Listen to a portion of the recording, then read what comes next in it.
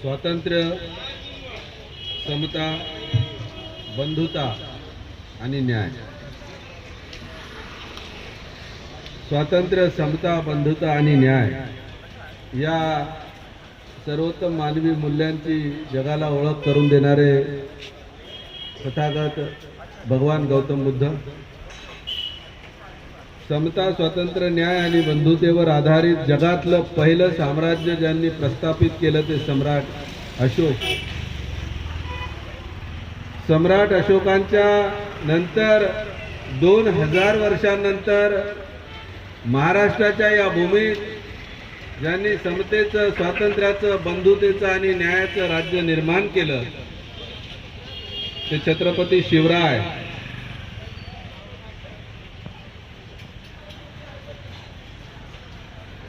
राष्ट्रपिता महात्मा ज्योतिबा फुले, आरक्षणाचे जनक छत्रपती शाहू महाराज आणि भारतीय राज्यघटनेच्या माध्यमातून या पुन्हा एकदा या देशाला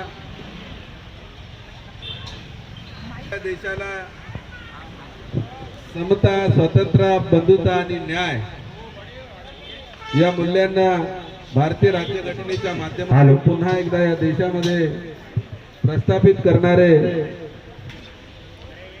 राज्यघटनेचे प्रमुख शिल्पकार डॉक्टर बाबासाहेब आंबेडकर. या शृंखलेतील समतेचा लढा ज्यांनी ज्यांनी चालवला ते सगळे संत, गुरु आणि महापुरुष, ज्यामध्ये प्रामुख्यानं संत कबीर, संत रविदास, संत तुकाराम, संत नामदेव, सावता माळी, गोरा कुंभार आणि वारकरी संप्रदायातले सर्व संत ज्यांनी समतेचा विचार या देशात, या महाराष्ट्रात रुजवला. या संविधान गौरव सभेचं आयोजन ज्या निमित्तानं करण्यात आलेलं आहे, माझ्या आधीच्या वक्त्यांनी तो उद्देश आपल्या सर्वांच्या समोर अतिशय सविस्तरपणे आणि व्यवस्थितपणे आपल्या सगळ्यांच्या समोर मांडला आहे. त्यामुळे आता मी पुन्हा पुन्हा त्याच गोष्टींचं रिपिटेशन होणार नाही. ज्या कारणासाठी आपण आजची ही सभा लावली, जो विषय प्रामुख्यानं आज रोजी महाराष्ट्रामध्ये, देशामध्ये, मुंबईसारख्या एवढ्या मोठ्या या शहरामध्ये सगळीकडं अतिशय महत्त्वाचा विषय ज्यावर चर्चा होत आहे, त्या मुद्द्यांना प्रकर्षाने हात घालणं खूप गरजेचं आहे. त्यावर चर्चा होणं गरजेचं आहे. आम्ही अनेक वर्षापासून संविधान जागृतीच्या या कामामध्ये आमचे सगळे सहकारी लागलेले आहेत आणि त्याचाच एक भाग म्हणून या चुनाभट्टीतील नवचैतन्य परिवर्तन संघाचे सगळे सहकारी, ज्यामध्ये अध्यक्ष अशोक अहिरे साहेब, उपाध्यक्ष विलास गोरेगावकर, सुरेश बनसोडे, लक्ष्मण सपकाळ, मिलिंददादा बनसोडे,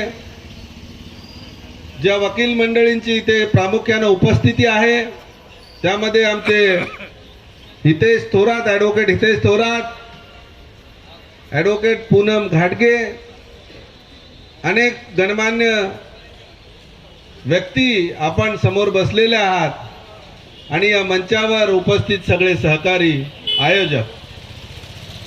इतकंच नाही तर जिथपर्यंत बऱ्याच लोकांची अडचण असते की कार्यक्रम चांगला आहे, गरजेचा आहे, ऐकला पाहिजे, पण तिथं जाऊन बसलो तर अडचण नको व्हायला म्हणून बरेच लोक बाहेर उभं राहून दुरून ऐकतायत. जिथपर्यंत माझा आवाज जातोय त्या सगळ्या भारतवासियांना, या परिसरात राहणाऱ्या सगळ्या नागरिकांना मी सर्वप्रथम संविधान दिनाच्या हार्दिक शुभेच्छा देतो. या हार्दिक शुभेच्छा यासाठी देतो का यावर्षी भारताचं संविधान निर्माण होऊन 26 नोव्हेंबर 1949 रोजी संविधान निर्माण झालं, तयार झालं, संविधान सभेनं स्वीकारलं आणि 26 जानेवारी 1950 रोजी ते या देशामध्ये लागू झालं. हा इतिहास आपल्याला सगळ्यांना माहिती आहे. त्या घटनेला, स्वीकारण्याच्या घटनेला 74 वर्ष यावर्षी पूर्ण झाले आणि 75व्या वर्षामध्ये आपण पदार्पण केलंय. आपणा सर्वांना माहिती आहे 1947 साली हा भारत देश जेव्हा स्वतंत्र झाला त्या घटनेला देखील 75 वर्ष मागच्या वर्षी पूर्ण झाले 22 साली. आणि स्वातंत्र्याचा अमृत महोत्सव या देशात फार मोठ्या प्रमाणात आपण सगळ्यांनी साजरा केला. 75 वर्ष जेव्हा पूर्ण होतील तेव्हा काहीतरी कार्यक्रमांचं आयोजन करायचं आणि नुसतं कार्यक्रमांचं आयोजन करून कार्यक्रम घडवायचा म्हणून घडवून आणायचा असं होऊ नये यासाठी आमचे काही समविचारी सहकारी आम्ही बसलो आणि एक नियोजन केलं की जेव्हा 75 वर्ष संविधानाला पूर्ण होतील तेव्हा सगळेच जण आपण कार्यक्रम आयोजित करू. पण त्याआधी 74व्या वर्षापासून ते 75व्या वर्षापर्यंत आणि त्यातही विशेष करून 26 नोव्हेंबर 2023 ते 26 जानेवारी 2024 या 2 महिन्याच्या काळामध्ये मुंबई शहरामध्ये आपण एक मोठा एक कार्यक्रमाची एक सिरीज चालू आहे ज्याच्या माध्यमातून संविधानावर एक चर्चा होईल. संविधानकारांची घटनाकारांची जी संविधान निर्माण करण्यामागची भूमिका होती ती लोकांना कळेल. संविधान निर्माण झाल्यानंतर या देशातील तुमच्या माझ्या सगळ्या जाती धर्माच्या लोकांच्या जीवनामध्ये काय बदल झाला ते कळेल. आणि जर आमच्या जीवनात बदल झाला तर आमच्या येणाऱ्या चिल्या पिल्यांना येणाऱ्या पिढ्यांना देखील एक चांगला देश आपण जगण्यासाठी तयार करून देऊ शकतो की नाही हा विचार करण्याची एक भूमिका एक भावना लोकांमध्ये निर्माण होईल. संविधानावर हा देश चालला तर काय होऊ शकतं आणि संविधानावर हा देश नाही चालला तर काय होऊ शकतं यावर चर्चा होणं खूप गरजेचं आहे. 75 वर्ष पूर्ण झाली देशाचं संविधान लागू होऊन आणि होत आहेत 75 वर्ष. आणि मी स्वातंत्र्य लढ्याचं तुम्हाला उदाहरण दिलं ते का गरजेचं आहे या कार्यक्रमाचे आयोजन करणं आणि याच्यावर चर्चा होणं. मी एवढ्यासाठी सांगतोय का या देशाचं जेव्हा इंग्रजाकडून हा देश गुलामीतून पारतंत्र्यातून मुक्त झाला स्वतंत्र झाला तो काही कोणी मागितलं मागणी केली विनंत्या केल्या हात जोडले म्हणून आपल्याला स्वातंत्र्य मिळालं असं समजायची गरज नाही. तो लढा आम्हाला सगळ्यांना माहिती आहे. लोकांनी आपल्या जीवनावर जीवनाची कुर्बानी दिली. हुतात्म्यांनी आपलं जीवन डावावर लावलं. कुटुंबाची राख रांगोळी झाली तरी पर्वा केली नाही. लाखो लोकांच्या त्यागातून संघर्षातून आंदोलनातून या देशातील लोकांना तुम्हाला मला आज जे स्वातंत्र्याची अभिमान वाटावा असं स्वातंत्र्य या देशाला मिळालं असं आपण मानतो. असा इतिहास आहे. परंतु इंग्रज गेले देश स्वतंत्र झाला. स्वातंत्र्याचा तो दिवस आपण साजरा करतो त्याला 75 वर्ष झाले ते देखील स्वातंत्र्य साजरं केलं. परंतु एवढ्या मोठ्या हुतात्म्यांच्या त्यागातून संघर्षातून बलिदानातून जे स्वातंत्र्य या देशातील तुम्हाला आम्हाला मिळालं पुन्हा हा देश यानंतर कोणाचाही कधीही गुलाम होऊ नये. कोणीही परकीय आक्रमण करणारा या देशावर पुन्हा एकदा राज्यकर्ता होऊ नये. या देशातील लोकांनी जे गुलामीचे चटके इतके वर्ष आपल्या देशातील लोकांनी भोगले ते पुन्हा भोगावे लागू नये. आणि हा देश सोने की चिडिया व्हावा. हा देश सुजलाम सुफलाम भारत व्हावा.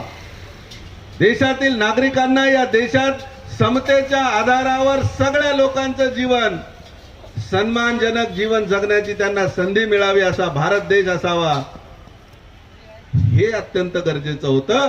भारतीय स्वातंत्र्य लढा 15 ऑगस्ट 1947 ला यशस्वी झाला आणि त्या स्वातंत्र्य लढ्याला यशस्वी करण्याचं आणि त्या स्वातंत्र्य लढ्याला आपण म्हणतो ना घर बांधल्यावर त्याला कुंपण घातलं जातं. घराला कुंपण लावतो ना आपण जेणेकरून कुणी बाहेरचं त्या घरामध्ये प्रवेश करणार नाही. त्याला फेन्सिंग करतो तो सुरक्षित राहिलं पाहिजे घर. त्या स्वातंत्र्य लढ्याचं जे यश होतं ते सुरक्षित करणारा सगळ्यात मोठा डॉक्युमेंट म्हणजे या देशाचं संविधान आहे. आम्ही समजून घेणं गरजेचं आहे. जितका आम्ही गौरव देशाच्या स्वातंत्र्यासाठी लढणाऱ्या हुतात्म्यांचा करतो त्या हुतात्म्यांच्या बलिदानाला न्याय देणारा डॉक्युमेंट जर कुठला असेल तर ते या देशाचं संविधान आहे. जर आम्ही या देशावर प्रेम करतो आम्ही आमच्या स्वातंत्र्य सैनिकांवर प्रेम करतो आम्ही या देशाच्या स्वातंत्र्यासाठी बलिदान देणाऱ्या हुतात्म्यांवर प्रेम करतो तितकंच प्रेम या देशाचे नागरिक भारताच्या संविधानावर करतात की नाही हा प्रश्न आहे. करतात की नाही हा प्रश्न आहे की नाही. भारतीय स्वातंत्र्याच्या या लढ्याला यशस्वी करणाऱ्या हुतात्म्यांना न्याय देण्यासाठी आम्हाला प्रत्येक भारतीय नागरिकाला, आमच्या स्वतःला न्याय देण्यासाठी भारतातल्या प्रत्येक नागरिकाला, आमच्या येणाऱ्या पिढ्यांना न्याय देण्यासाठी, त्यांना एक चांगला समाज त्यांच्यासाठी असावा हे स्वप्न पाहणारा प्रत्येक माता पित्याला, आमच्या येणाऱ्या पिढ्यांसाठी या देशाचं संविधान समजून घेणं आणि त्या संविधानावर हा देश चालावा याच्यासाठी डोळसपणे, सजगपणे, दक्ष राहून काम करणं गरजेचं आहे. आज तुम्हाला मला माहिती आहे, या मुंबई सारख्या 2 कोटीपेक्षा जास्त लोकसंख्या असणाऱ्या इतक्या कमी जागेत इतकी दाटीवाटीनं लोकसंख्या राहते, एवढ्या मोठ्या शहरामध्ये मुंबई पोलीस दक्ष आहेत म्हणून मुंबई शहर सुरक्षित आहे असं मानतो ना आपण. ते दक्षतेने त्यांचं काम करतात म्हणून तुमचं आमचं जीवन सुरक्षित राहतं असं मानतो ना आपण. मग जर पोलीस दक्ष असला तर कायदा आणि सुव्यवस्था देशाची, राज्याची, त्या शहराची व्यवस्थित राहते. नागरिक सुरक्षित असला तर हा देश व्यवस्थित चालतो, हा देश नीट चालतो. या देशामध्ये कुणावर शोषण होत नाही, अन्याय अत्याचार होत नाहीत, कुणाच्याही अधिकाराचं हनन होत नाही. पण तसं आहे आज चित्र? तसं चित्र आहे का आज देशामध्ये? आम्ही भारताचे लोक, या लेकराने इथं जी प्रिअम्बल वाचून दाखवली आमच्या, या लेकरानं ती पाठ करून आणली. कदाचित त्यातले इतके कठीण कठीण शब्द त्या प्रिअम्बल मधले त्याला ते समजतही नसतील बिचारायला अर्थ, परंतु डोळं जागृत आई वडिलांचं ते लेकरू, आई वडिलांनी लेकराला पाठ करायला लावलं आणि आपल्या लेकराला, नव्या पिढीला या संविधानाचं पाईक बनवण्यासाठी इथे येऊन मंचावर ते लेकरू भाषण जेव्हा देतं, तेव्हा तुमच्या माझ्यासारख्या लोकांवर किती मोठी जबाबदारी आहे, किती मोठी जबाबदारी येऊन पडते.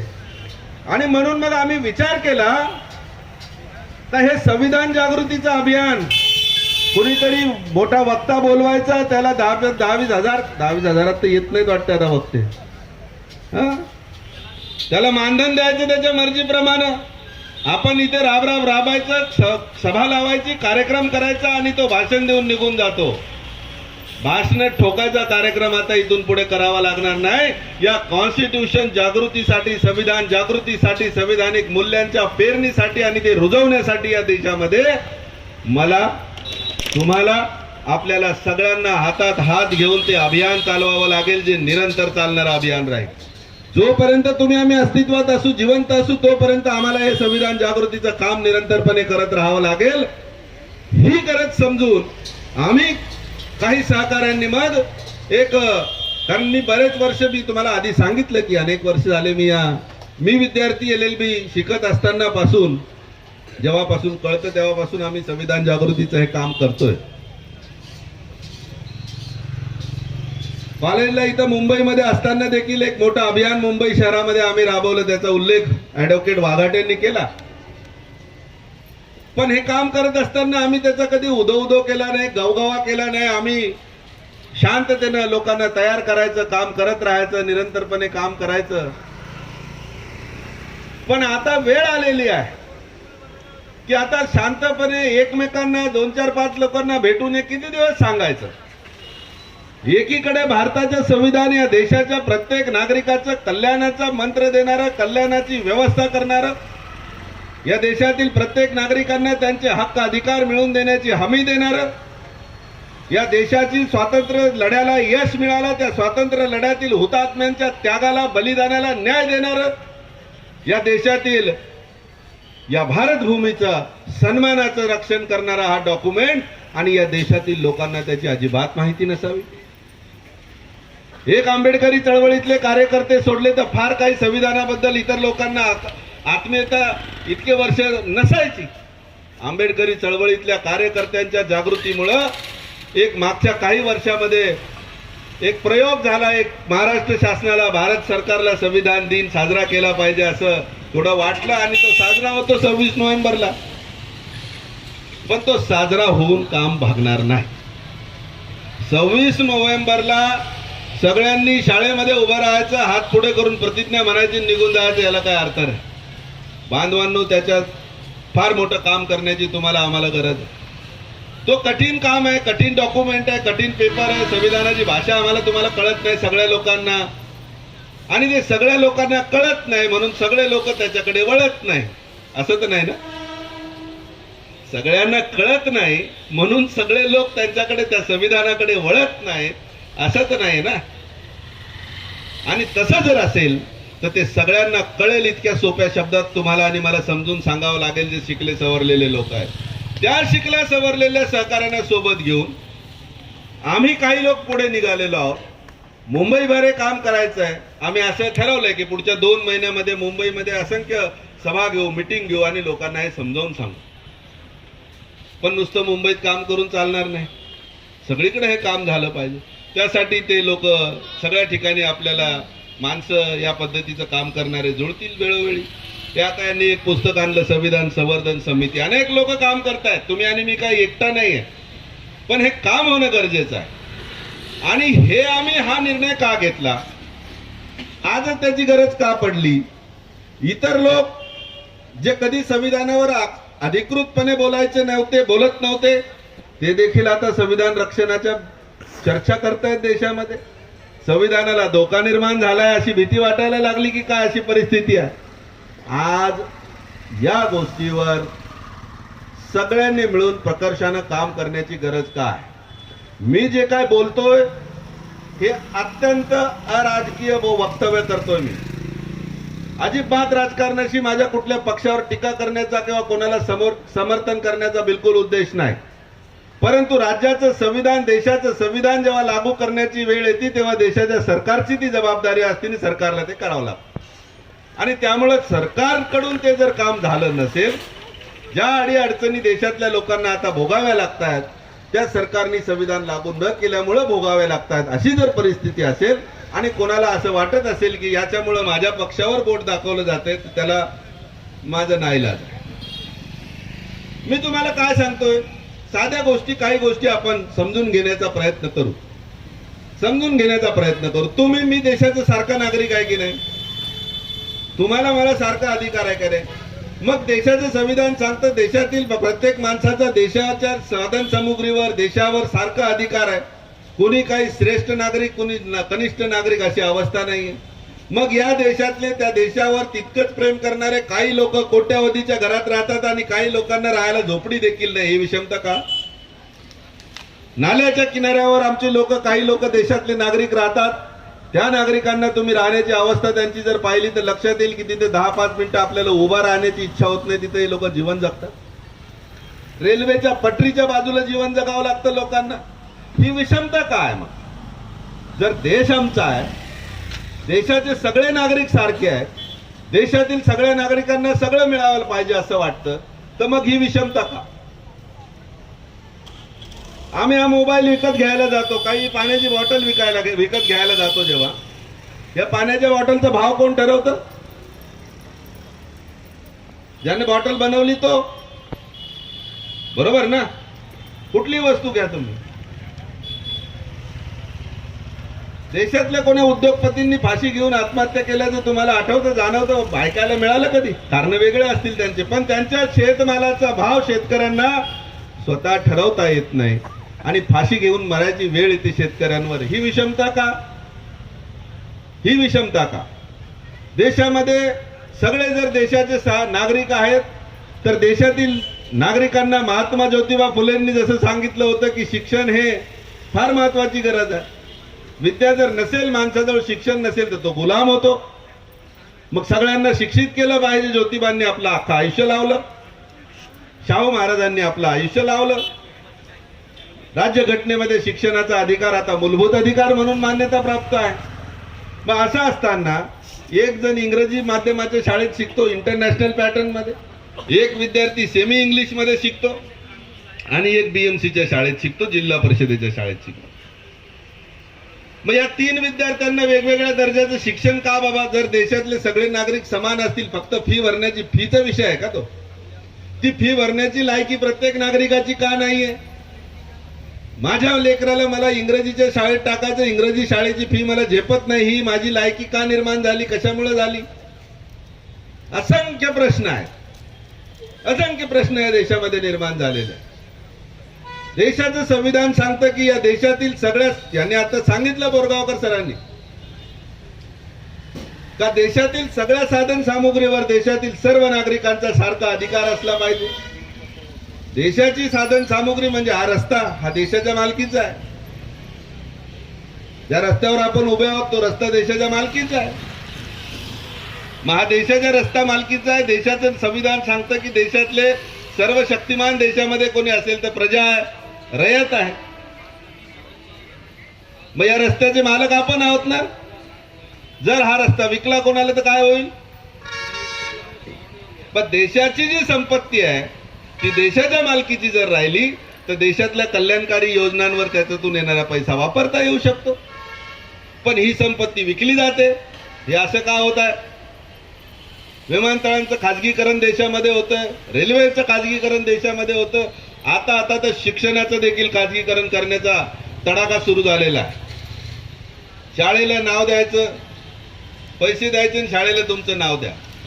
शिक्षण खाजगीकरण, आरोग्य खाजगीकरण, ट्रान्सपोर्ट खाजगीकरण, रस्ते खाजगी, विमानतळ खाजगी, रेल्वे खाजगी. माझं या देशावर प्रेम आहे आणि या देशाचं संचलन करणारा डॉक्युमेंट या देशाचं संविधान आहे. त्यामुळे हे कोणाच्या विरोधात शब्द जातात मला त्याच्याशी पर्वा नाही. त्याची हे बोलणं गरजेचं आहे. देशाच्या नागरिकांना कळणं गरजेचं आहे. या सगळ्या गोष्टी जेव्हा आजूबाजूला मोठ्या प्रमाणात घडताना दिसून येतात तुम्हाला, आपल्याला सगळ्यांना, आणि यावर बोलायला कोणी तयार नाही. 26 नोव्हेंबरला फक्त हात पुढे करून प्रियांबल वाचण्याने हा प्रश्न सुटणार नाही. त्या साहिर लुधियानवीच्या मला 4 गोष्टी, 4 ओळी आठवतात. साहिर लुधियानवी नाव ऐकलं असेल तुम्ही शायरीमध्ये, मोठा शायर. साहिर लुधियानवी म्हणतात कि ये दुनिया दो रंगी है, ये दुनिया दो रंगी, एक तरफ से रेशम ओढ़े एक तरफ से नंगी है, ये दुनिया दो रंगी है. मी तुम्हाला बोललो एका माणसाला इथं कोट्यावधीचा बंगला आहे मुंबईमध्ये आणि बाकी लोकांना राहायला घर नाही. साहिर लुधियानवी म्हणतात ये दुनिया दो रंगी है, ये दुनिया दो रंगी, एक तरफ से रेशम ओढ़े एक तरफ से नंगी है, ये दुनिया दो रंगी है.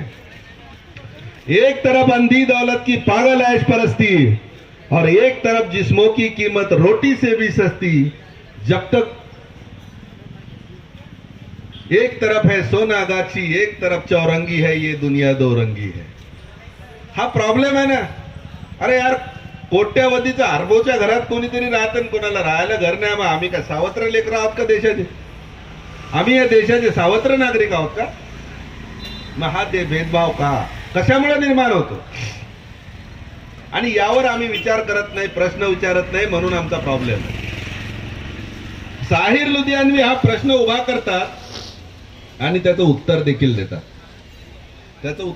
देतात. साहिर लुधियानवी कि ये दुनिया दो रंगी है, ये दुनिया दो रंगी, एक तरफ से रेशम ओढ़े एक तरफ से नंगी है, ये दुनिया दो रंगी है. एक तरफ अंधी दौलत की पागल ऐश परस्ती, एक तरफ जिस्मों की कीमत रोटी से भी सस्ती, एक तरफ से सोना गाछी एक तरफ चौरंगी है, ये दुनिया दो रंगी है. तो उत्तर काय याच्यावरचं? आणि साहिर लुधियानवी संविधानिक भाषेत उत्तर देतात कि एक संगम पे लानी होगी दुख और सुख की धारा, एक संगम पे लानी होगी दुख और सुख की धारा, नए सिरे से करना होगा दौलत का बंटवारा, जब तक ऊंच और नीच है बाकी हर सूरत बेढंगी है, ये दुनिया दो रंगी है. किती मोठी गोष्ट आहे. ही जी उच्च नीच आहे, हे जो भेदभाव आहे तो मिटणं गरजेचं आहे की नाही. आणि तो भेदभाव मिटवण्याचं सगळ्यात चांगलं सूत्र या देशाच्या संविधानामध्ये. आणि म्हणून या देशातील नागरिकांना हे संविधान कळणं खूप गरजेचं आहे, ते समजणं गरजेचं आहे. शिकल्या सवरलेल्या लोकांनी, तुमच्यासारख्या माझ्यासारख्या सगळ्या संविधान प्रेमी नागरिकांनी या देशाच्या संविधानावर जास्तीत जास्त जागृती कशी होईल त्यासाठी काम करण्याची गरज आहे. मी तुम्हाला अपील करेन, हे आमचे सहकारी जे इथं यांनी कार्यक्रम आयोजित केलाय त्यांच्या माध्यमातून तुम्ही शिकले सवरलेली सगळी माणसं या अभियानाचा घटक बना, अभियानाचा भाग बना, जेणेकरून आपल्याला सातत्यानं, एक तर आपल्याला काही कळत नाही असं समजलं जातं आणि कळालं तर आपण काही करू शकत नाही असं समजलं जातं. बघा, 2 गोष्टी आहेत. एक तर लोकांची अशी मानसिकता आहे की आम्हाला काही कळत नाही, आणि ज्यांना कळतं ते काही करू शकत नाही, आणि म्हणून मग यांना गुराढोरासारखं जसं वाटेल तसं वापरायचं, निवडणुकांमध्ये वापरायचं, कशामध्ये वापरायचं, एकमेकांशी भांडणं लावून द्यायचे, एकमेकांशी संघर्ष करून झुलवत राहायचं, आणि देशाचा विकास काय होईल की नाही होईल, परंतु या देशातील लोकांना मात्र एकमेकांच्या सोबत जातीच्या, धर्माच्या, भाषेच्या, कशा ना कशाच्या आधारावर झुलवत राहायचं आणि भांडणं करत ठेवायचं. म्हणजे मुख्य कारणाकडे, मुख्य प्रश्नांकडे त्यांचं लक्ष जाणार नाही. अरे देशाचं संविधान सांगतं का हा देश कल्याणकारी राज्य झाला पाहिजे. कल्याणकारी राज्य कशाला म्हणतात हो? सम्राट अशोकांच्या काळात काय संविधान लिहिलेलं होतं का कसा देश चालवायचा? छत्रपती शिवरायांच्या जवळ काय संविधानाची लिहिलेली प्रत होती का? लोक कल्याणाचा विचार असणारी माणसं जर सत्तेत असली तर संविधान असो की नसो लोकांचं कल्याण होतं. सम्राट अशोकाच्या काळातला इतिहास माहिती आहे आम्हाला, शिवरायांच्या काळातला इतिहास माहिती आहे. राज्यघटना संविधान नसताना देखील ते स्वराज्य लोकांना आपलं वाटायचं, आणि आज देशाचं इतकं चांगलं संविधान जे जगात मान्यता प्राप्त आहे ते असून जर आमच्या देशाचा प्रत्येक नागरिक प्रश्न समस्याग्रस्त असेल तर निश्चितपणे कुठेतरी पाणी मुरतं हे आम्ही समजून घेतलं पाहिजे, आणि त्याच्यात काही चुकीचं नाही. या बाबी जर आम्ही समजून घेतल्या आणि या लोकांना सांगितल्या समजावून, तर येणाऱ्या काळाची चांगल्या प्रकारे तजवीज आपण करू शकतो. आणि त्यासाठी आजचा दिवस आम्ही निवडला एवढ्यासाठी. 9 डिसेंबरचा इतिहास तुम्हाला माहिती आहे आयरे साहेब. 9 डिसेंबर 1946 रोजी संविधान सभेची पहिली बैठक झाली होती. तो हा आजचा दिवस आहे. चुनाभट्टीमधील तुम्ही सर्व नागरिकांनी या कार्यक्रमाचं आयोजन करून इतक्या मोठ्या संख्येने तुम्ही उपस्थित आहात ना, हे फार ऐतिहासिक आहे. मोठं ऐतिहासिक ही आजच्या दिवसाची नोंद इतिहासात भारताच्या झालेली आहे. संविधान सभा तयार झाल्यावर पहिल्यांदा त्या संविधान सभेची बैठक जर झाली होती ती आजच्या दिवशी. आणि या इतक्या चांगल्या संविधानाला आम्ही हे अभियान का गतीने चालवण्याचा विचार करतोय? हे संविधान देशातल्या प्रत्येक जातीच्या, प्रत्येक धर्माच्या माणसाच्या हिताची, त्याच्या उत्कर्षाची, त्याच्या विकासाची, त्याच्या सन्मानाची, त्याच्या जीवनात चांगलं पुढे जाण्याची संधी देण्याची गॅरंटी देणारं संविधान असताना देखील भारतातल्या काही लोकांना हे देशाचं संविधान बदलण्याची इच्छा आहे. बदलण्याची त्यांची इच्छा आहे. का बदलायचं आहे, कशासाठी बदलायचं आहे, याचे प्रश्न माझ्यासारखा माणूस विचारतो तेव्हा कोणाजवळ उत्तर नाही मिळत. पण इच्छा बोलून दाखवतात. तुम्हाला माहिती आहे एक राज्यमंत्री कर्नाटकमध्ये, केंद्रीय मंत्री एक 2017 मध्ये बोलले होते की आम्हाला देशाची राज्यघटना बदलायची. अनंत हेगडे का? हा बोलले ना. बरं राज्यघटना बदलून लोकांना करायचं काय आहे? बरं ते एकटे नाहीत, तसं बोलणारे अनेक लोक आहेत. एका विशिष्ट विचाराची माणसं आहेत. या लोकांना भारताचं संविधान बदलून काय साध्य करायचंय मला माहिती नाही. पण संविधान जर या देशाला नसलं तर या देशातील जातीपातीच्या आधारावर विभागलेला हा समाज तसाच विषमताग्रस्त समाज आहे. कुणी कोणाचं दुसऱ्या एकामेकांच्या जातीशी एकमेकांना विचारपूर्वक बसण्याचं उठण्याचं स्वातंत्र्य जाती व्यवस्था देत नाही. पण देशाचं संविधान समतेची गॅरंटी देतं आणि देशाला नागरिकता देतं. सगळे नागरिक समान आहेत, कोणी लहान नाही कोणी मोठा नाही. इतकं चांगलं संविधान या देशाचं. समतेची, स्वातंत्र्याची, बंधुत्वाची, न्यायाची हमी संविधान देतं. मग हे संविधान बदलायची इच्छा असणाऱ्या लोकांना एक साधा प्रश्न आम्ही विचारतोय की संविधान या देशाचं बदलून समतेच्या जागी विषमता आणायची आहे का? संविधान बदलून या देशाचं स्वातंत्र्याच्या जागी पुन्हा गुलामगिरी आणायची आहे का? संविधान बदलून या देशाचं तुम्हाला या देशात बंधुत्वाच्या जागी पुन्हा शत्रुत्व आणायचं आहे का? आणि संविधान बदलून या देशात पुन्हा एकदा तुम्हाला न्यायाच्या जागी अन्यायकारक व्यवस्था आणायची आहे का? आणि तसे मनसुबे असतील तर त्यांना ते तसे मनसुबे बनवायचे अधिकार आहे. पण ते यशस्वी होऊ द्यायचे की नाही हा तुमचा आणि माझा प्रश्न आहे. हा तुमचा आणि माझा प्रश्न आहे. अनेक वर्ष गेली माणसांनी आपण पाहिलं दंगे फसाद या देशामध्ये व्हायचे. दंगे फसाद व्हायचे. त्या दंग्यामध्ये कधी धर्मावर व्हायचे, कधी जातीवर व्हायचे, कधी भाषेवर व्हायचे, कधीही व्हायचे दंगली. त्या दंगलीत कोणाचं भलं झालं वाद? दंगलीमध्ये कधी कोणाचं भलं झालंय का?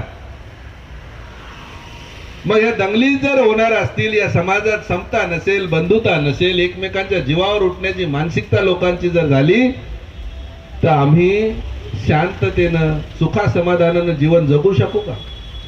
हा काय एका जातीच्या माणसाला प्रॉब्लेम होणार आहे का? जेव्हा दोन धर्मांमध्ये दंगली होतात तेव्हा परिणाम सगळ्याच लोकांना भोगावे लागतात. पण जाणीवपूर्वक धर्मांधतेचं वातावरण देशात निर्माण करण्याचे प्रयत्न केले जात आहेत. ते हाणून पाडण्यासाठी संविधान जागृतीचं अभियान आपल्याला चालवणं गरजेचं आहे. जाती जातीमध्ये विभाजन करून फूट पाडून जाती जातीच्या लोकांना कोणी एकापेक्षा मोठा आहे, कोणी म्हणतो लहान आहे, एकमेकांपासून तोडण्याचं षड्यंत्र चालू आहे. नाही, आम्ही सांगतोय देशातील नागरिक सगळे नागरिक संविधानानं सांगितलंय या देशाचे सगळे नागरिक समान आहेत आणि तो समतेचा विचार या देशाच्या मनात पेरण्यासाठी संविधान जागृतीचं अभियान आम्ही चालवण्याचं हाती घेतलं. जाती धर्माचा लढा लढून जाती धर्मावर एकमेकांची डोकी फोडून काय कोणाचा विकास होणार नाही. पण हातात हात घेऊन चाललो तर सगळ्या जाती धर्माच्या लोकांचा विकास होऊ शकतो. त्यामुळे बंधुत्वाचं हे नातं मजबूत करण्यासाठी संविधान जागृतीचं हे अभियान चालवणं गरजेचं आहे. आणि समता, स्वातंत्र्य आणि बंधुत्व जिथं असतं तिथं न्यायाची हमी मिळते. ती न्यायाची हमी मिळवण्यासाठी संविधानाचं आम्हाला जागृतीचं अभियान चालवणं गरजेचं आहे. आम्ही पुढे निघालेलो आहोत, आम्ही काम करतो आहोत. अनेक सहकारी, अनेक संघटना, संस्था याच्यावर काम करत आहेत. तुम्हालाही अपील आहे, तुम्ही पण या सगळ्या प्रक्रियेचा घटक व्हा. कारण आज आम्ही केलं काहीतरी तर येणाऱ्या पिढ्यांना चांगली फळं त्याची खायला चाखायला मिळू शकतात. या सगळ्या बाबी मी जसं नुसतं त्यांनी संविधान बदलायची इच्छा आहे ते बोलून थांबत नाहीत लोक. उघडपणे देशाचं संविधान कोणालाही बदलता येणार नाही निदान जोपर्यंत सुप्रीम कोर्टाचे काही निकाल आहेत. त्यामुळे संविधानाच्या त्या चौकटीला हात कोणी घालू शकणार नाही, कोणी नाही घालू शकणार. पण संविधान बदलण्यासाठी मग आडमार्गाने प्रयत्न चालू आहेत. जसं तुम्हाला माहिती आहे, शासकीय नोकऱ्या भरण्याची पद्धत असते. यूपीएससी बनवलंय सरकारने, संविधानाने यूपीएससी ची निर्मिती केलेली आहे, एमपीएससी ची निर्मिती केली. ते सगळं बाजूला करून केंद्रीय मंत्रालयामध्ये लॅटरल एंट्री मागच्या दाराने सेक्रेटरीच्या पद भरले गेले मागच्या वर्षी, दोन वर्ष आधी. हे काय चालू आहे? या देशाचं संविधान सांगतं देशात संसदीय लोकशाही पाहिजे. मी तुम्हाला सांगतो, आपल्या नळाला पाणी येतं ना, दररोज येतं पाणी नळाला? काही येत नाही मला माहिती. रस्ते साफसफाई होतात, हे काम कोण करतं? मुंबईमध्ये महानगरपालिका करते, बरोबर? महानगरपालिका करते तर आपण महानगरपालिकेमध्ये नगरसेवक निवडून देतो ना. नगरसेवक जेव्हा निवडून देतो आपण, तर ज्या पक्षाच्या नगरसेवकांची संख्या जास्त असते ते महानगरपालिकेत सत्ता त्यांची असते, ते बनवतात, महापौर बनवतात आणि त्याच्याद्वारे आपल्या शहराचं सगळं संचलन करतात. माझ्या एरियामध्ये जर नळाला पाणी येत नसेल, नीट सफाई होत नसेल, तर मी कोणाकडे जातो? पहिल्यांदा नगरसेवकाकडे जातो. उद्या जर मी नगरसेवकाकडे गेलो आणि नगरसेवकाने म्हटलं मला तुझे प्रश्न काही सांगू नको, मी काय तुझे प्रश्न ऐकायला आणि तुझ्या प्रश्नाचे उत्तर शोधून द्यायला जबाबदार नाही, काय वाटेल आपल्याला?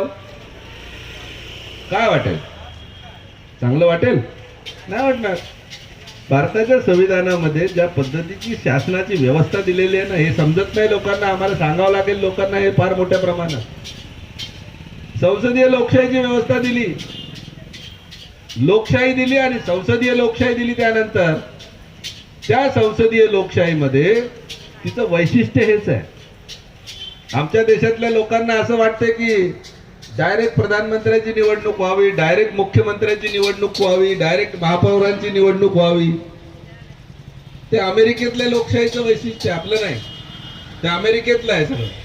ते तसं भारतात पाहिजे. पण भारतातल्या लोकशाहीसाठी इथे हजारो जातीचे लोक आहेत यार, हजारो संस्कृती आहेत, भाषा आहेत, कल्चर आहेत, वेगवेगळ्या चालीरीतीचे लोक आहेत. त्या सगळ्यांना न्याय मिळाला पाहिजे असं जर वाटत असेल तर त्या सगळ्यांचं संसदेमध्ये असणं गरजेचं आहे, रिप्रेझेंटेटिव्ह प्रतिनिधीचं. आणि त्यासाठी संसदीय लोकशाही आहे. पण ते नाही, त्यांना ही दुसरी अमेरिकेची व्यवस्था पाहिजे. आम्ही आमच्या नगरसेवक निवडून देतो, आम्ही आमचे आमदार निवडून देतो, आम्ही आमचे खासदार निवडून देतो आणि ती लोक मग नगरपालिकेमध्ये महानगरपालिकेत महापौर बनवतात, विधानसभेमध्ये मुख्यमंत्री बनवतात आणि देशामध्ये प्रधानमंत्री बनवतात खासदार लोक. ही भारताच्या संविधानाने दिलेली सिस्टम आहे.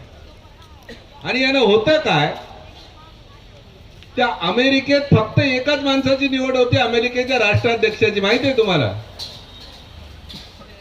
आणि त्या निवडणुकीचं वैशिष्ट्य आहे की तिथे स्थिर सरकार बनतं. स्थिर, फार गंभीर महत्वाचा विषय आहे. ते अमेरिकेत अध्यक्ष पद्धतीमध्ये अध्यक्ष निवडून दिल्यावर तो 5 वर्ष म्हणजे पुढच्या निवडणुकीपर्यंत त्याला भीती नसते कशाची, स्थिर सरकार असतं. संसदीय लोकशाहीमध्ये आपल्याला आपण पाहिलं सरकार कधी कोसळतात भारतात, कधी बदलतात, कधी नवीन सरकार बनतं. स्थिरता नसते सरकारांमध्ये. असू शकतं असं, पण त्यात भारताच्या संविधानात आणि अमेरिकेच्या संविधानातला फरक समजला तर संविधानकर्त्यांनी, घटना समितीने किती विचारपूर्वक आम्हाला ही व्यवस्था दिलेली आहे. तुमच्या लक्षात येईल की तिकडे स्थिर सरकार जरी असलं तरी ते जनतेला उत्तरदायी नसतं, जनतेला जबाबदार नसतं. जनता त्यांना प्रश्न विचारू शकत नाही की तुम्ही हे का नाही केलं.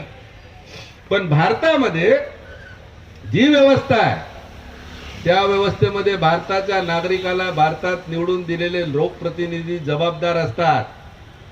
देशाचं सरकार संसदेला जबाबदार असतं, राज्याचं सरकार विधानसभेला जबाबदार असतं. तुम्ही आपण बघतो विधानसभेचे अधिवेशन होतात, संसदेचे अधिवेशन होतात, तेव्हा प्रश्न विचारतात लोक आणि त्याचं उत्तर द्यावं लागतं लोकांना. कशासाठी? खासदार संसदेत प्रश्न विचारतात आणि ते संसदेला सरकार जबाबदार आणि संसदेत बसलेला खासदार जनतेला जबाबदार आहे. तो आपले जर प्रश्नावर तोंड उघडणार नाही, काम करणार नाही, तर त्याला पुढच्या 5 वर्षानंतर पुन्हा आपल्या वार्डामध्ये, आपल्या मतदारसंघामध्ये येऊन जनतेच्या पुढे जायचं आहे. आणि तो जेव्हा जनतेच्या पुढे जातो तेव्हा जनता जर त्याला हुशार असेल, समजदार असेल, डोळस असेल, तर बाबा हा प्रश्न होता, तुम्हाला विचारायला सांगितला होता संसदेमध्ये, तुम्ही त्यावर काही काम केलं नाही, जनता त्याला मतदान करते का? बदलतात ना लोक आपले लोकप्रतिनिधी. म्हणजे सरकार वर संसदेचा कंट्रोल आहे, संसदेत बसणाऱ्या खासदारावर जनतेचा डायरेक्ट कंट्रोल आहे. याचा अर्थ संविधानाने सारी ताकद या जनतेच्या हातात दिलेली आहे. परंतु जनतेला हे माहित नसल्यामुळं ज्यांना जनता खासदार आमदार बनवते ते जनतेच्या पुढे जाऊन, जनतेच्या वर बसून जनतेवर राज्य गाजवल्यासारखं वागतात. मग होतं काय, निवडणुका जेव्हा येतात जनतेला हे माहितच नाही की यांना मी निवडून दिले म्हणून हे खासदार आमदार बनलेत, नगरसेवक बनलेत, मी यांना बनवू शकतो तर मी पाडूही शकतो. हे माहिती नाही जनतेला, हा विश्वास नाही. आणि तो विश्वास नसल्यामुळे होतं काय की यांना निवडायच्या ऐवजी जनतेला हे लोक भाग पाडतात निवडून द्यायला. साधा प्रश्न आहे, या देशामध्ये देशाचं संविधान सांगतं की आम्ही कल्याणकारी राज्य निर्माण करू. त्या कल्याणकारी राज्यामध्ये सगळ्या लोकांच्या हिताचं काम होईल असं राज्य निर्माण करू, असं देशाचं संविधान सांगतं. मग कल्याणकारी राज्यामध्ये काय येतं, देशातील लोकांना चांगल्या सुखसुविधा देऊ, म्हणजे ज्याला आपण आपल्या एरियामध्ये असणाऱ्या सगळ्या सॅनिटरी सर्व्हिसेस असतील, स्वच्छता देऊ, त्यांना रोजगार देऊ, त्यांना शिक्षण देऊ, त्यांना आरोग्याच्या सेवा देऊ, त्यांना दळणवळण प्रवासाच्या व्यवस्था उपलब्ध करून देऊ, शेतकऱ्यांच्या मालाला भाव देऊ, माणूस आणि बाई, स्त्री आणि पुरुष जर कर्मचारी असतील, कामगार असतील तर प्रत्येकाला सारखं वेतन देऊ, प्रत्येकाच्या हाताला काम देऊ, असे आम्ही कायदे करू.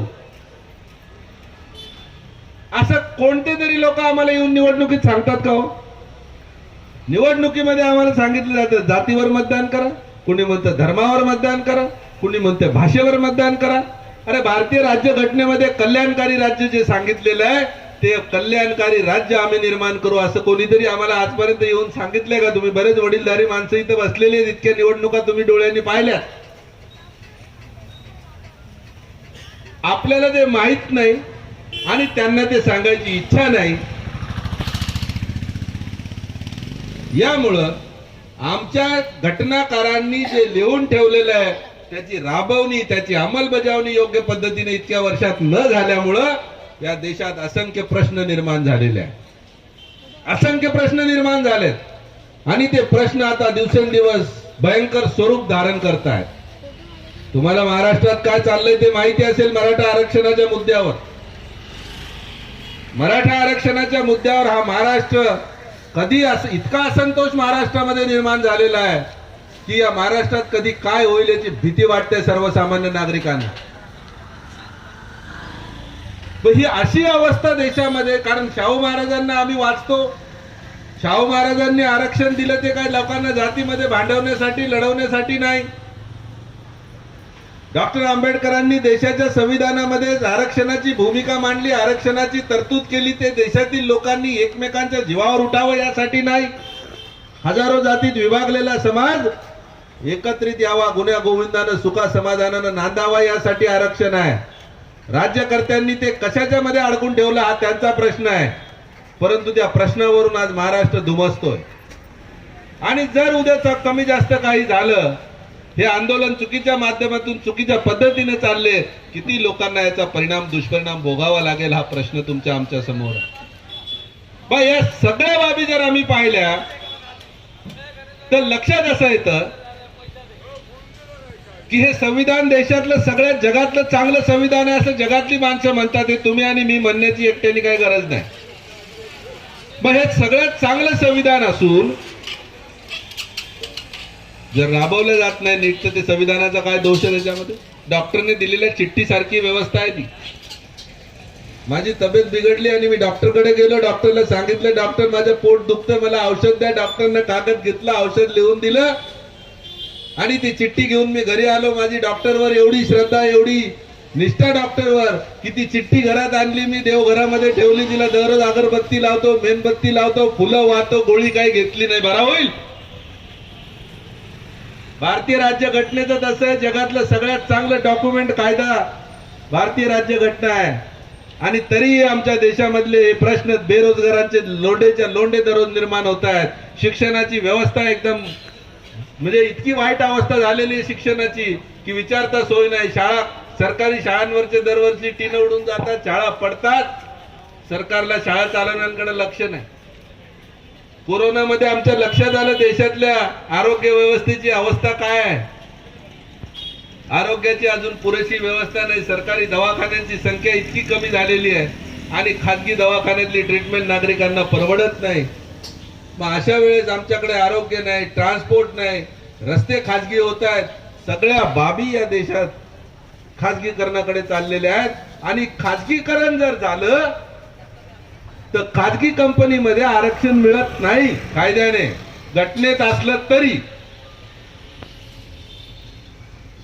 सरकारी कार्यालयात आरक्षण मिळतं आणि सगळे कार्यालय खाजगी करण्याचे प्रयत्न चाललेले आहेत. खाजगीकरणामध्ये आरक्षण मिळणार नाही. हळूहळू करून या देशातले सगळे सरकारी आणि सार्वजनिक कार्यालय, सरकारी कार्यालय खाजगी करण्याचं षड्यंत्र चाललंय, काम चाललंय. आणि दुसरीकडे खाजगीकरणाच्या जिथं आरक्षण असणार नाही अशी व्यवस्था येणार आहे, तेव्हा आरक्षणासाठी आमच्या वेगवेगळ्या समूहामध्ये भांडण लावण्याचं, वाद गरम करण्याचं, वातावरण तापवण्याचा प्रयत्न चाललेला. हे काही देशाच्या हितानं, समाजाच्या हिताचं नाहीये. याच्यावर चारी बाजूने विचार होणं गरजेचं आहे. आरक्षण एक जण मागतो आणि दुसरा त्याला विरोध करतो, इतक्या लहान लेवलवर हे समजून घेणं चालणार नाही. संविधानिक आरक्षणाची जी प्रोसेस आहे, पद्धत आहे, ती देखील समजून घ्यावी लागेल. आणि म्हणून या सगळ्या बाबी माहीतच नाही तो लोकांना. लोक समजूनच घ्यायला तयार नाहीयेत, समजून सांगायला लोक तयार नाहीयेत, समजून सांगणारे तयार आहेत तर ऐकायला कोणी तयार नाही. सांगणारे तयार आहेत, ऐकणारे तयार आहेत, अशी व्यवस्था तुम्हाला आणि मला सगळ्यांना मिळून निर्माण करावी लागेल. त्यासाठी हे संविधान जागृती अभियान. बांधवांनो, भगिनींनो, मी तुम्हाला सांगतो, हे काही भाषण मी तुम्हाला सुरुवातीला सांगितलं की हा भाषणाचा प्रकार नाहीये. वेगवेगळ्या जातींचे, वेगवेगळ्या धर्माचे लोक हातात हात घेऊन दुसऱ्या कोण्या कामासाठी एकत्र आले किंवा नाही आले तरी चालतील, परंतु सगळ्या जाती, सगळ्या धर्माचे लोक हातात हात घेऊन या संविधानाच्या रक्षणासाठीच नाही, संविधानाच्या योग्य अंमलबजावणीसाठी हातात हात घेऊन लोकांनी चालण्याची गरज आहे. कुठल्या पक्षाचा कोण नेता आहे, कोण कार्यकर्ता आहे ते सोडून द्या, पण संविधानावर ज्यांची निष्ठा आहे, ज्यांना असं वाटतं की देशाचं संविधान नीटपणे चाललं पाहिजे, त्याची अंमलबजावणी झाली पाहिजे, त्या सगळ्या लोकांना, ते राजकीय पक्ष जरी असतील तरी त्यांना ही समज असणारी माणसं लागणार आहेत ना. जर हा देश मागच्या 75 वर्षामध्ये सुखा समाधानानं माणसं जगतायत, आजपर्यंत या देशावर कुणीही आक्रमण करू शकला नाही बाहेरून. तुम्हाला, आपल्याला सगळ्यांना माहिती आहे, भारत स्वतंत्र झाला तेव्हा भारत देश एकसंख्य भारत देश नव्हता. वेगवेगळ्या राजांनी बनलेल्या संस्थानांचा हा देश होता. भारत देशाने संविधानातून पहिल्यांदा भारत हा नकाशा आणि हा भारत देश हे पहिल्यांदा निश्चित केलं. भारताला चेहरा देण्याचं काम या संविधानात झालेलं आहे. आणि हे संविधान जर टिकवता नाही आलं तर येणाऱ्या पिढ्यांचा दोष आमच्यावर आहे की तुम्हाला इतकं चांगलं डॉक्युमेंट असताना ते चालवता आलं नाही, हा भाग वेगळा, परंतु ते टिकवता देखील आलं नाही. आणि कसंही करून या देशातल्या लोकांना, सत्ताधाऱ्यांना या देशाचं संविधान बदलायचं आहे, बदलणं शक्य होत नाही. म्हणून मग ते मागच्या दारानं संविधानात काही ना काही कुरापती करण्याचं, काही ना काही बाबी चुकीच्या पद्धतीने राबवण्याचं काम चाललेलं आहे. या सगळ्या बाबींचा तुम्ही आपण सगळ्यांनी सातत्याने विचार करा. आज जर आम्ही हे काम केलं नाही तर कदाचित येणाऱ्या पिढ्यांना ते काम करण्या इतकी सवलत देखील असेल की नाही, हा प्रश्न आहे. अरे, तुम्हाला देशाचं संविधान, तुम्हाला, मला, सगळ्यांना आज रोजी जे लोक आहेत ना, त्यांना विचाराचं स्वातंत्र्य देतं आणि विचार व्यक्त करण्याचं स्वातंत्र्य देतं. जर भारताचं संविधान बदललं आणि विचार करण्याचं, विचार व्यक्त करण्याचं स्वातंत्र्य काढून घेतलं तर बोलाल कुठे? बोलाल कोण? कोणासमोर? कशाच्या आधारे बोलणार? या एवढ्या गंभीर बाबीकडे जर आम्ही आज लक्ष देणार नसू तर येणारा काळ आम्हाला माफ करणार नाही. येणारा काळ आम्हाला माफ करणार नाही. आणि मला माहिती आहे, देशात ज्या लोकांना संविधान बदलायचं आहे ते इतकी ताकदवर आहेत की त्यांच्या ताकदीपुढे चांगले चांगले लोक नतमस्तक होत आहेत, झुकतायत, काय जे असेल ते असेल. पण याचा अर्थ आम्ही काम थांबवू अशातला काही भाग नाही. माना के गुल को गुलजार न कर सके हम, माना के गुल को गुलजार न कर सकेंगे हम, मगर कुछ काटे तो जरूर कम करेंगे जिधर से भी गुजरेंगे हम. एवढा तर विश्वास ठेवू शकतो ना आपण. असं थोडी जे निर्माण झालं ते कधी ना कधी संपणार आहे. हा विश्वास बांधवांनो, भगिनींनो, आपल्या सगळ्यांमध्ये आला पाहिजे. आणि ही मानसिकता असणारी जनता असावी, ही मानसिकता असणारे माणसं असावे.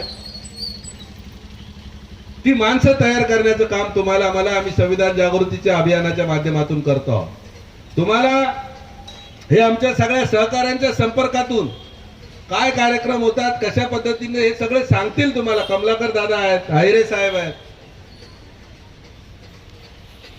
पण सोबतच आपल्याला स्वतःही पुढाकार घ्यावा लागेल. ज्याला कोणाला असं वाटतं की मी याचा हिस्सा बनायला तयार आहे, त्या प्रत्येक माणसाने यांच्याशी संपर्क करा. आपण हे काम मोठ्या ताकदीने पुढे नेऊ. या देशात तुम्हाला माहिती ना, एक शब्द आहे इथं वरती, एक लाईन लिहिलेली, वाचा तुम्ही. चला संविधानशील होऊया. हा शब्द ऐकला याच्या आधी कधी? आम्ही अपील करतोय तुम्हाला संविधान जागृती अभियानच्या माध्यमातून, संविधानशील होऊया. संविधानशील दुसऱ्याला करत बसायची गरज नाही, आपण स्वतः व्हायचं. संविधानशील म्हणजे काय हो? संविधानशील म्हणजे काय? ज्या माणसाच्या संवेदना जिवंत असतात ना, संवेदना, त्याला आपण संवेदनाशील म्हणतो ना, संवेदनशील, ज्या माणसाच्या संवैधानिक नीतिमत्ता जिवंत आहेत, ज्या माणसाच्या या देशाच्या संविधानावर विश्वास आहे, ज्या माणसाचा या देशाच्या संविधानाच्या माध्यमातून देशातल्या प्रत्येक नागरिकाचं हित होऊ शकतं, हा विश्वास ज्या माणसाला आहे, त्या माणसाला आम्ही म्हणतो संविधानशील माणूस आहे, संविधानशील माणूस आहे. हा एक माणूस संविधानशील होईल, हा एक माणूस संविधानशील होईल. असे माणसं जेव्हा संविधानशील होतील, संविधानावर निष्ठा असणारी माणसं निर्माण होतील, हा समाज संविधानशील होईल, हे राज्य संविधानशील होईल, हा देश संविधानशील होईल. आणि संविधानशील समाज मनाची माणसं संवैधानिक मूल्यांना पायदळी तुडवू दिल्या जाणार नाही, तुडवू देणार नाही. शिवरायांचं किंवा बाबासाहेब आंबेडकरांचं नाव घेऊन उदो उदो करणारी माणसं प्रेमापोटी, त्या महापुरुषांवर असणाऱ्या श्रद्धेपोटी, त्या महापुरुषांनी केलेल्या उपकाराची जाण म्हणून भावनिक होऊन उदो उदो करतात. या भावनेला आता थोडी डोळसपणाची जोड देऊया. शिवरायांचा उदो उदो करताना शिवरायांनी दिलेलं समतेचं, स्वातंत्र्याचं, बंधुत्वाचं आणि न्यायाचं स्वराज्य डोळ्यापुढे ठेवायचं. नुसता अफजल खानाचा कोतळा काढला एवढंच शिवरायांनी काम केलं का? शाहिस्ते खानाची बोटं तोडली एवढंच शिवरायांनी काम केलं का? अरे शेतकऱ्याच्या शेतात जाताना त्याच्या शेतातल्या गवताच्या काडीला जरी धक्का लागला तरी शिक्षा करण्याची भावना ठेवणारे शिवराय किती मोठा शेतकरी हिताचा माणूस होता, राजा होता. मग हे शिवराय कधी कोणाला सांगत नाही कोणी. अफजल खानाचा कोतळा काढला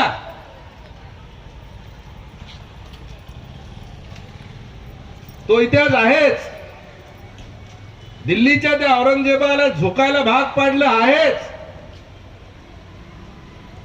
पण या शौर्याच्या सोबत सोबत शिवाजी राजांच्या मनातली करुणा, जी समतेचा धाग्याने जोडते, जी बंधुतेच्या धाग्याने जोडते, जी स्वातंत्र्याची हमी देते, जी न्यायाचं राज्य निर्माण करतं, ते शिवरायाचं विचारधन तुम्हाला मला लोकांना समजून सांगावं लागेल.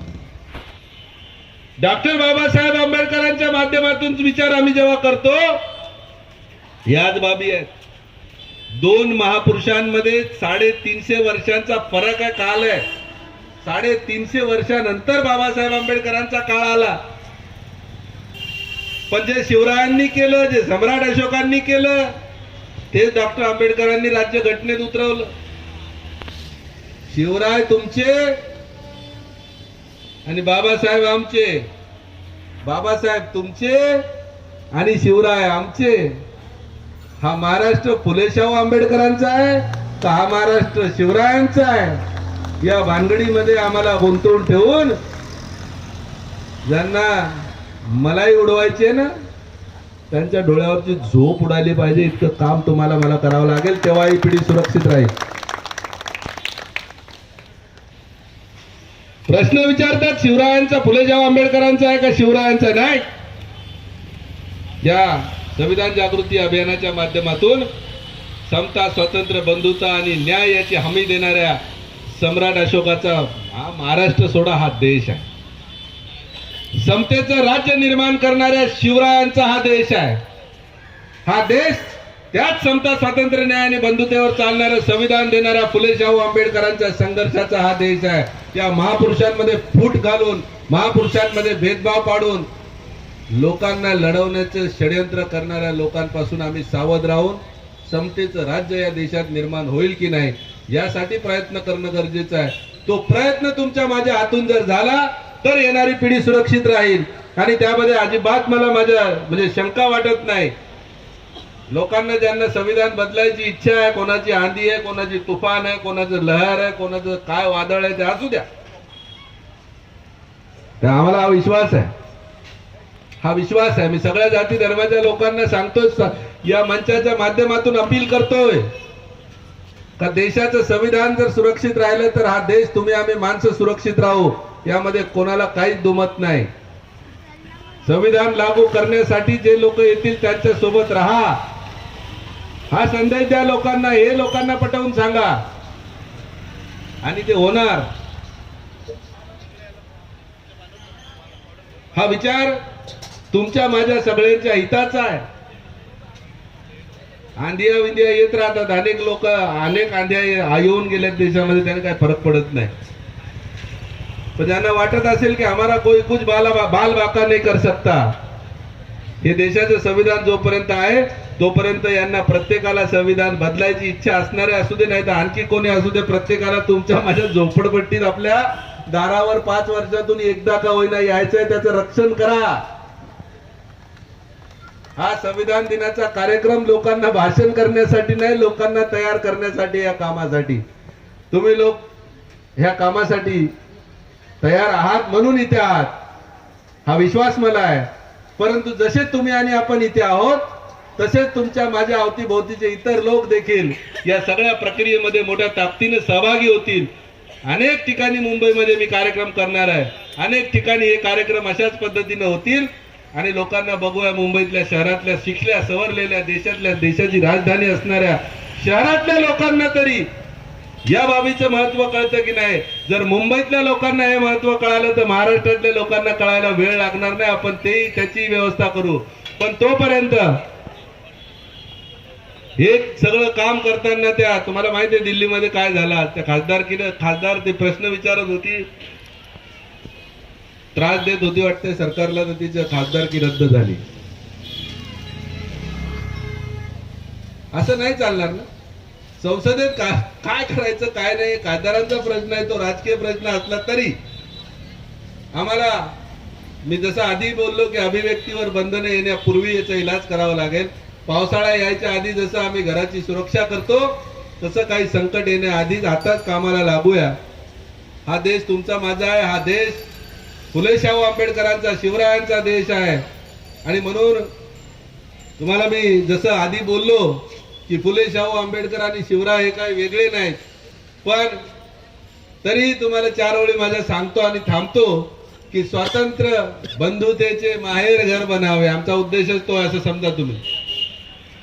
स्वातंत्र्य बंधुतेचे माहेर घर बनावे, सारे समान जेते ऐसे समता नगर बनावे, घटनेत पाहिलेला हा देश जर हवा तर शाहू फुले शिवाजी आंबेडकर बनावे, शाहू फुले शिवाजी आंबेडकर बनावे. ते तुम्ही आणि आपण या प्रक्रियेमध्ये सहभागी व्हा, आमच्या सहकाऱ्यांच्या संपर्कात राहून या अभियानाला आणखी तुमच्या संपर्कातून कुठे कुठे मुंबईमध्ये आपल्याला राबवता येऊ शकतं. वेगवेगळे पुढचे जे कार्यक्रम असतील ते तुम्हाला सांगतील. पुन्हा कधीतरी आणखी चांगल्या प्रकारे, आणखी चांगल्या तयारीने या विषयावर लोकांमध्ये जाऊया. मी पुन्हा एकदा या संविधान जागृती अभियानच्या वतीनं तुम्हा सर्वांना संविधान दिनाच्या शुभेच्छा देतो. आणि काल परवा 6 डिसेंबरला डॉक्टर बाबासाहेब आंबेडकरांचं महापरिनिर्वाण दिन होता.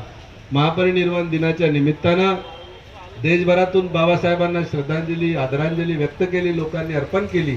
मी आपल्या सगळ्यांच्या वतीनं या राष्ट्रनिर्मात्या डॉक्टर बाबासाहेब आंबेडकरांच्या स्मृतीस विनम्र अभिवादन करतो आणि थांबतो. धन्यवाद.